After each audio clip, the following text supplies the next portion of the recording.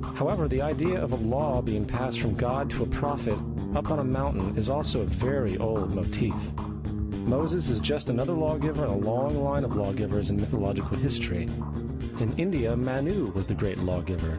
In Crete, Minos ascended Mount Dicta, where Zeus gave him the sacred laws, while in Egypt there was Meses, who carried stone tablets and upon them the laws of God were written. Manu, Minos, Meses, Moses. And as far as the Ten Commandments, they are taken outright from spell 125 in the Egyptian Book of the Dead. What the Book of the Dead phrased, "I have not stolen," became "Thou shalt not steal." "I have not killed," became "Thou shalt not kill." "I have not told lies," became "Thou shalt not bear false witness," and so forth. In fact, the Egyptian religion is likely the primary foundational basis for the Judeo-Christian theology. Baptism, afterlife, final judgment, virgin birth, death and resurrection, crucifixion, the Ark of the Covenant, circumcision, saviors, Holy Communion, Great Flood, Easter, Christmas, Passover, and many, many more are all attributes of Egyptian ideas long predating Christianity and Judaism. Justin Martyr, one of the first Christian historians and defenders, wrote, "When we say that he, Jesus Christ, our teacher, was produced without sexual union, was crucified and died and rose again and ascended into heaven, we propound nothing different from what you believe regarding those who you esteem sons of Jupiter." In a different writing, Justin Martyr said, "He was born of a virgin, except this in common with what you believe of Perseus." It's obvious that Justin and other early Christians knew how similar Christianity was to the pagan religions. However, Justin had a solution. As far as he was concerned, the devil did it. The devil had the foresight to come before Christ and create his characteristics in the pagan world. Fundamentalist Christianity, fascinating. These people actually believe the world is 12,000 years old. Swear to God. I actually asked one of these guys, okay, dinosaur fossils. He says, dinosaur fossils? God put those here to test our faith.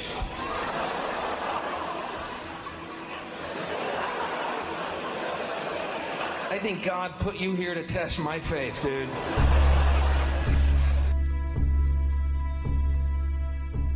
The Bible is nothing more than an astrotheological literary hybrid, just like nearly all religious myths before it. In fact, the aspect of transference of one character's attributes to a new character can be found within the book itself. In the Old Testament, there is the story of Joseph. Joseph was a prototype for Jesus. Joseph was born of a miracle birth. Jesus was born of a miracle birth. Joseph was of 12 brothers. Jesus had 12 disciples. Joseph was sold for 20 pieces of silver. Jesus was sold for 30 pieces of silver. Brother Judah suggests the sale of Joseph.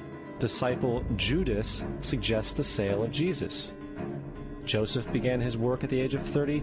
Jesus began his work at the age of 30. The parallels go on and on.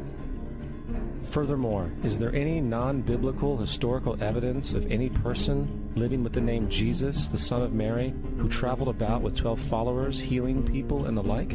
There are numerous historians who lived in and around the Mediterranean, either during or soon after the assumed life of Jesus. How many of these historians document this figure? Not one. However, to be fair, that doesn't mean defenders of the historical Jesus haven't claimed the contrary. 4 historians are typically referenced to justify Jesus' existence. Pliny the Younger, Suetonius, and Tacitus are the first 3. Each one of their entries consists of only a few sentences at best, and only refer to Christus or the Christ, which in fact is not a name but a title. It means the Anointed One. The 4th source is Josephus, and this source has been proven to be a forgery for hundreds of years. Sadly, it is still cited as truth. You would think that a guy who rose from the dead and ascended into heaven for all eyes to see and performed the wealth of miracles acclaimed to him would have made it into the historical record. It didn't, because once the evidence is weighed, there are very high odds that the figure known as Jesus did not even exist.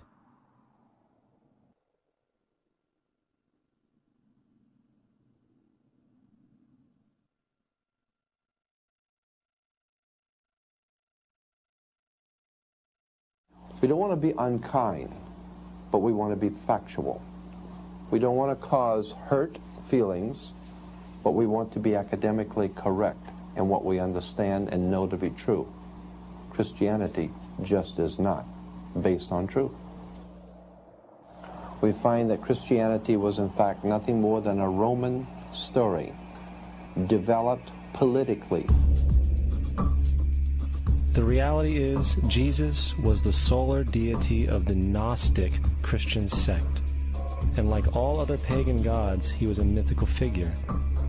It was the political establishment that sought to historize the Jesus figure for social control. By 325 AD in Rome, Emperor Constantine convened the Council of Nicaea. It was during this meeting that the politically motivated Christian doctrines were established, and thus began a long history of Christian bloodshed and spiritual fraud. And for the next 1600 years, the Vatican maintained a political stranglehold on all of Europe, leading to such joyous periods as the Dark Ages, along with enlightening events such as the Crusades and the Inquisition.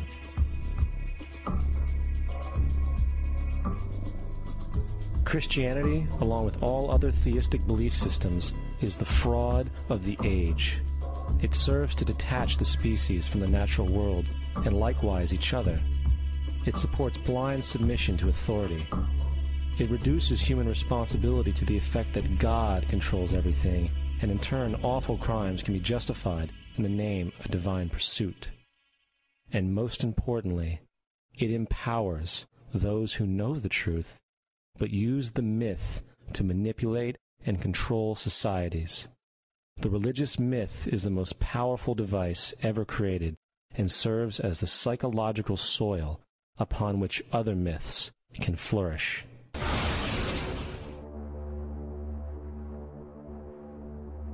A myth is an idea that, while widely believed, is false.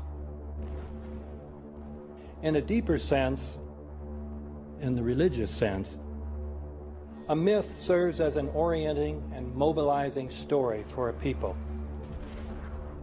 The focus is not on the story's relation to reality, but on its function.